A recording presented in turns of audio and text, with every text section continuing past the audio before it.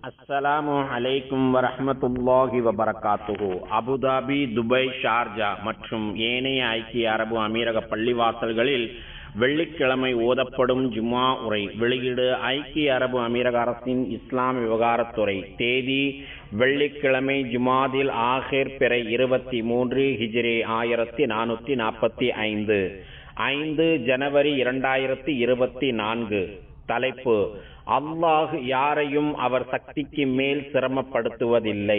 தலைப்பு: அல்லாஹ் யாரையும் அவருடைய சக்திக்கு மேல் சிரமப்படுத்துவதில்லை.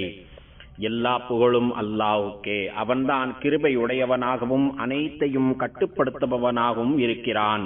நியாயமான அணுகுமுறைகளையும் இலகுவான மற்றும் எளிமையான வழிமுறைகளையும் எடுத்து நடக்குமாறு அவன்தான் நமக்கு ஆர்வமூட்டுகிறான்.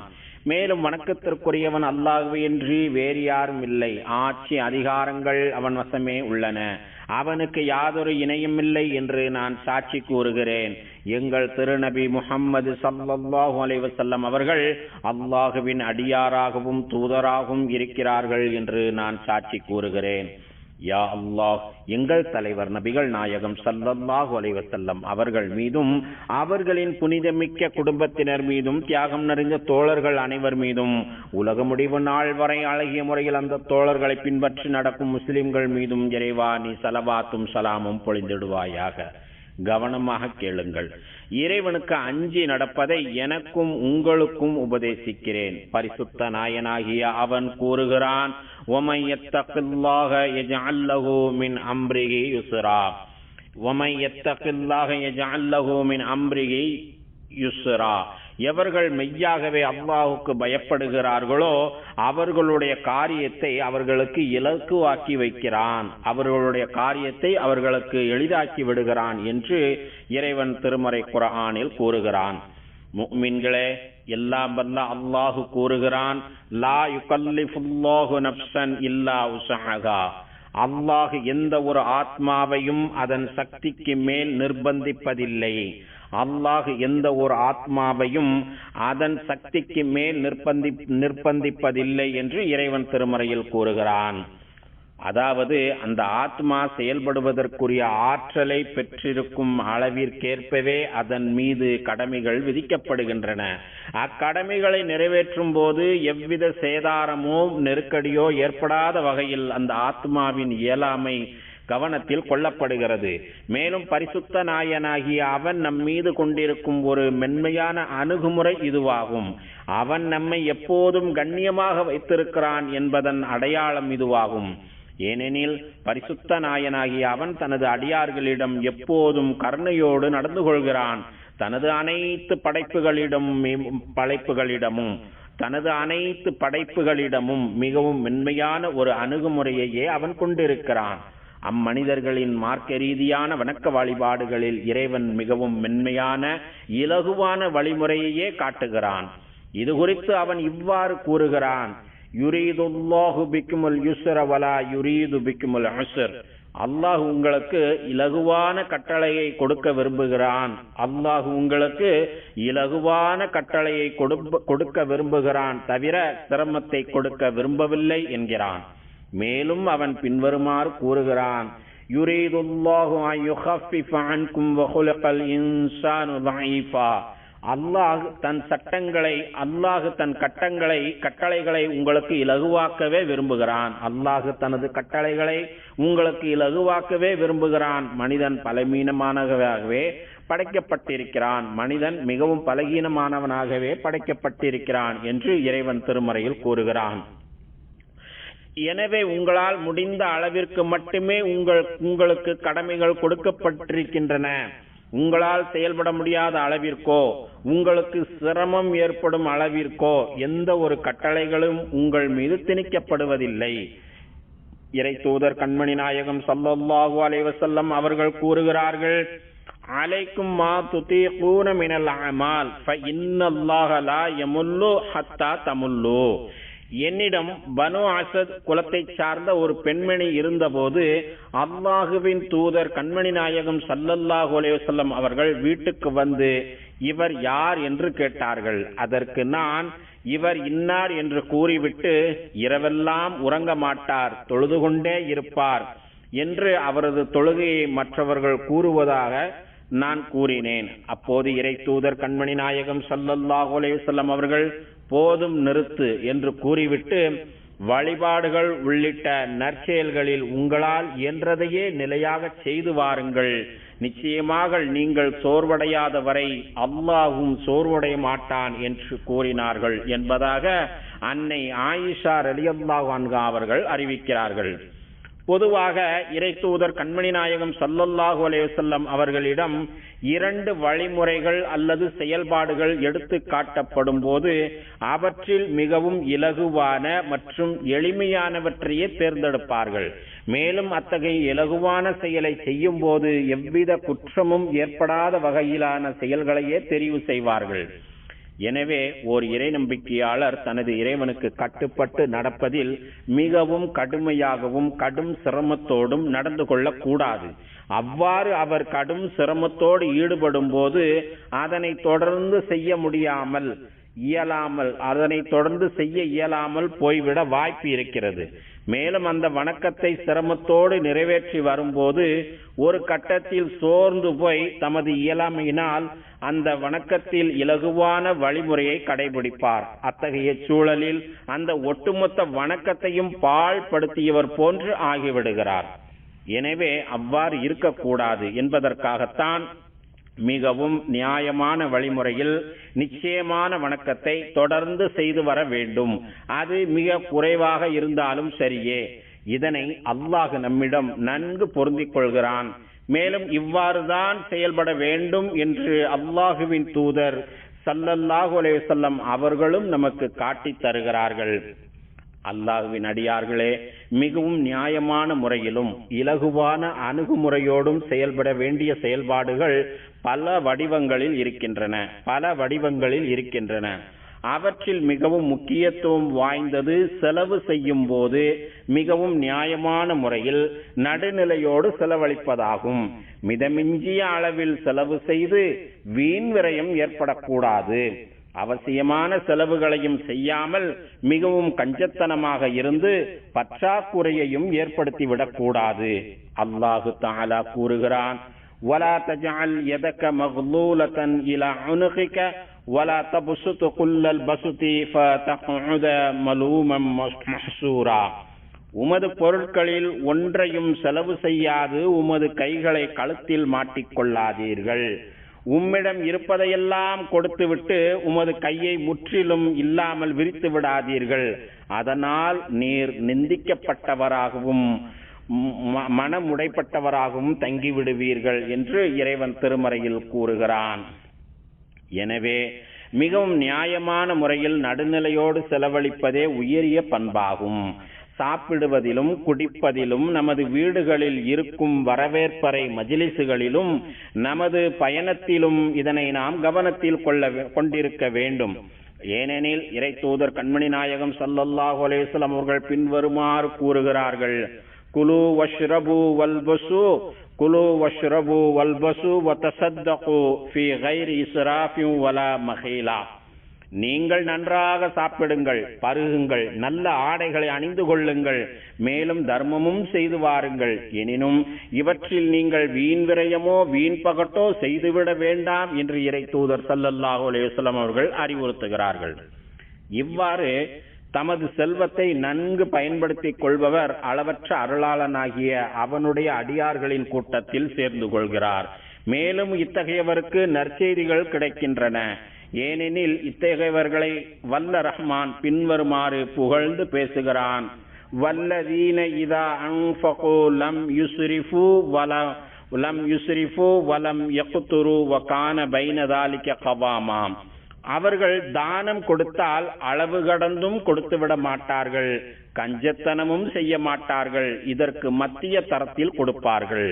அவர்கள் தான தர்மம் கொடுத்தால் அளவு கடந்தும் கொடுத்து விட மாட்டார்கள், கஞ்சத்தனமும் செய்ய மாட்டார்கள், இதற்கு மத்திய தரத்தில் கொடுப்பார்கள் என்று இறைவன் திருமறையில் கூறுகிறான். அதாவது மிகவும் நியாயமான முறையிலும் நடுநிலையோடும் நடந்து கொள்வார்கள். எனவே ஒரு மனிதன் தனக்கு இயன்ற அளவுதான் செலவு செய்ய வேண்டும். வீண் பகட்டிற்காகவோ வெட்டி பெருமைக்காகவோ செலவு செய்து பின்னர் சிரமத்தில் விழுந்து விடக்கூடாது. தமது தற்போதைய பொருளாதார சூழலையும் எதிர்கால தேவைகளையும் கவனத்தில் கொண்டிருக்க வேண்டும். தம்மிடம் இல்லாத ஒன்றை தம்மிடம் இருப்பதாகவோ அல்லது தமக்கு சொந்தமில்லாத ஒன்றை தமக்குரியது என்றோ வீண் பெருமை பேசி பகட்டாக வாழ்பவரே மிகவும் மோசமானவர் ஆவார். இதனை இறைத்தூதர் கண்மணி நாயகம் ஸல்லல்லாஹு அலைஹி வஸல்லம் அவர்கள் வன்மையாக கண்டிக்கிறார்கள். அல் முத்தஷப்பிஹு பிமா லம் யுஅத கலாபிசி சௌபை ஜூர். ஒரு பெண்மணி நபிகள் நாயகம் ஸல்லல்லாஹு அலைஹி வஸல்லம் அவர்களிடம் வந்து, அல்லாஹுவின் தூதரே, எனக்கு சக்களத்தி ஒருவர் இருக்கிறார். நான் அவரிடம் என் கணவர் எனக்கு வழங்காத ஒன்றை வழங்கியதாக காட்டிக்கொண்டால் அது குற்றமாகுமா என்று கேட்டார். எனது கணவர் எனக்கு தராத ஒன்றை தந்ததாக காட்டிக்கொண்டால் அது குற்றமாகுமா என்று கேட்டார். அதற்கு அல்லாஹுவின் தூதர் கண்மணி நாயகம் ஸல்லல்லாஹு அலைஹி வஸல்லம் அவர்கள், கிடைக்கப்பெறாத ஒன்றை கிடைத்ததாக காட்டிக்கொள்பவர் போலியான இரு ஆடைகளை, அதாவது இரவல் மற்றும் அமானித ஆடைகளை அல்லது போலியான மேல் மற்றும் கீழ் ஆடைகளை அணிந்து கொண்டவரை போல் ஆவார் என்று கூறினார்கள். கிடைக்கப்பெறாத ஒன்றை கிடைத்ததாக காட்டிக்கொள்பவர் போலியான இரு ஆடைகளை அணிந்து கொண்டவர் போலாவார் என்று கூறினார்கள். இன்னும் வெகு சிலர் தாம் பழகுபவரிடம் இருந்தும் இத்தகைய ஊதாரித்தனமான செலவுகளை கற்றுக்கொள்கிறார்கள். எனவேதான் மற்றவர்களிடம் காட்டி பெருமை பேச வேண்டும் என்பதற்காக அவசியமே இல்லாத பொருட்களை கூட வாங்கி குவித்து விடுகிறார். அதன் பின்னர் ஏற்படும் பொருளாதார சரிவுகளில் சிக்கி தவிக்கிறார். எனவே பொருட்களை நுகர்வதில் தமது பொருளாதார சக்திக்கு உட்பட்ட வரையறைகளை ஒவ்வொருவரும் தமக்குத்தாமே வகுத்துக் கொள்ள வேண்டும். எனவே பொருட்களை நுகர்வதில் தமது பொருளாதார சக்திக்கு உட்பட்ட வரையறைகளை ஒவ்வொருவரும் தமக்குத்தாமே வகுத்துக் கொள்ள வேண்டும். காரணம், அவசியமில்லாத ஒன்றை நாம் வாங்கி குவிக்கும் போது அவசியமான ஒன்றை நாம் விற்கும் சூழல் கண்டிப்பாக வரும். காரணம், அவசியமில்லாத ஒன்றை நாம் வாங்கி குவிக்கும் போது அவசியமான ஒன்றை நாம் விற்கும் சூழல் கண்டிப்பாக வரும் என்பது பொருளாதார வல்லுநர்களின் கூற்றாக இருக்கிறது. அவ்வாறு செயல்படுவது சரிதானா என்பதை அல்லாஹ்வின் நல்லடியார்களே நன்கு சிந்தித்து பாருங்கள். எனவே அத்தியாவசிய தேவைகளை பட்டியலிட்டு அதற்கு நியாயமான வழிகளில் செலவு செய்து தரமான பொருட்களை வாங்கிக் கொள்ள வேண்டும். இதனால் ஒரு நிம்மதியான மனநிலையில் இருக்க முடியும். இத்தகையவரின் போக்கு வேறு யாரிடமும் கையேந்தாத வகையில் மிகவும் கௌரவமாக அமைந்திருக்கும். எனவே மிகவும் நியாயமான வழிகளில் நடுநிலையோடு செலவழிக்கும் பண்பை நாம் அல்லாஹு தாலாவிடம் துஆ செய்து கேட்க வேண்டும். நமது பேச்சிலும் செயல்பாடுகளிலும் மிக எளிமையானவற்றையே இலகுவானவற்றையே கடைபிடிக்க வேண்டும். தொழுகையாளிகளே, நற்பாக்கியம் நிறைந்த குடும்பம் என்பது அந்த குடும்பத்தில் உள்ள ஒவ்வொரு உறுப்பினர்களும் நியாயமான வழிகளில் மட்டுமே செலவு செய்பவர்களாக இருப்பார்கள். வெட்டி பெருமை இல்லாத எளிமையானவற்றையே தெரிவு செய்வார்கள். இறை தூதர் கண்மணி நாயகம் ஸல்லல்லாஹு அலைஹி வஸல்லம் அவர்கள் கூறுகிறார்கள், இன்ன மின் யுமினில் மர்அதி தைசீர ஹித்பதிஹா வ தைசீர சதாகிஹா. அருள் நிறைந்த பெண் என்பவள் தனது திருமண நிச்சயதார்த்தத்தின் போது தமது நிபந்தனைகளை மிக எளிய முறையில் வைத்துக் கொள்பவள் ஆவாள். மேலும் கொடுப்பவருக்கு சிரமம் ஏற்படாத வகையில் தம்மை மனமுடிக்க தாம் கேட்கும் மகர் தொகையை குறைத்துக் கொள்பவள் ஆவாள் என்று இறை தூதர் ஸல்லல்லாஹு அலைஹி வஸல்லம் அவர்கள் கூறுகிறார்கள். திருமண சடங்குகளில் மிக எளிமையானவற்றை கடைபிடிக்கும்படி இஸ்லாம் வலியுறுத்துவதற்கெல்லாம் காரணம் அவற்றில் மாபெரும் நற்பாக்கியம் இருக்கிறது. மேலும் ஒவ்வொருவருக்கிடையிலும் அன்பையும் நெருக்கத்தையும் அதிகரித்து அதனை தொடர்ந்து நீடிக்க செய்கிறது. எனவே ஒவ்வொரு குடும்பமும் மிக எளிமையானவற்றை கடைபிடித்து தமது முதல் இலக்காக கொண்டிருக்க வேண்டும். எனவே ஒவ்வொரு குடும்பமும் மிக எளிமையானவற்றை கடைபிடிப்பதை தமது முதல் இலக்காக கொண்டிருக்க வேண்டும். மிகவும் நியாயமான வகையில் செலவழிப்பதையும் செயல்படுவதையும் தமது முதல் பண்பாக கொண்டிருக்க வேண்டும். எனவே யாருக்கு அல்லாஹ் மிகவும் விசாலமான செல்வச் செழிப்பை தந்திருக்கிறானோ அவர் இத்தகைய செல்வச் செழிப்பை தமது குடும்பத்தார்களிடமும் உற்றார் உறவினர்களிடமும் இரத்த வழி சொந்தங்களிடமும் மிகவும் நியாயமான முறையில் பகிர்ந்து கொள்ள வேண்டும். இவற்றில் வீண் விரயமோ வீண் பகட்டோ கஞ்சத்தனமோ செய்துவிடக்கூடாது. எல்லாம் வல்ல அல்லாஹ் கூறுகிறான், لينفق ذو سعة من سعته ومن قدر عليه رزقه فلينفق مما آتاه الله لا يكلف الله نفسا إلا ما آتاها سيجعل الله بعد عسر يسرا. வசதியுடையவர் தன் தகுதிக்கு தக்கவாறு தாராளமாக செலவு செய்யட்டும். வசதியுடையவர் தனது தகுதிக்கு தக்கவாறு தாராளமாக செலவு செய்யட்டும். ஏழ்மையானவர் அல்லாஹ் அவருக்கு கொடுத்தவற்றிலிருந்துதான் செலவு செய்வார். எம்மனிதனையும் அல்லாஹ் அவனுக்கு கொடுத்ததற்கு அதிகமாக செலவு செய்யும்படி நிர்பந்திப்பதில்லை. எந்த மனிதரையும் அல்லாஹ் அவருக்கு கொடுத்ததற்கு அதிகமாக செலவு செய்யும்படி நிர்பந்திப்பதில்லை. சிரமத்திற்கு பின்னர் அல்லாஹ் அதி சீக்கிரத்தில் இலகுவை தந்து விடுகிறான். சிரமத்திற்கு பின்னர் அல்லாஹ் வெகு விரைவில் இலகுவை தந்து விடுகிறான் என்று இறைவன் திருமறையில் கூறுகிறான்.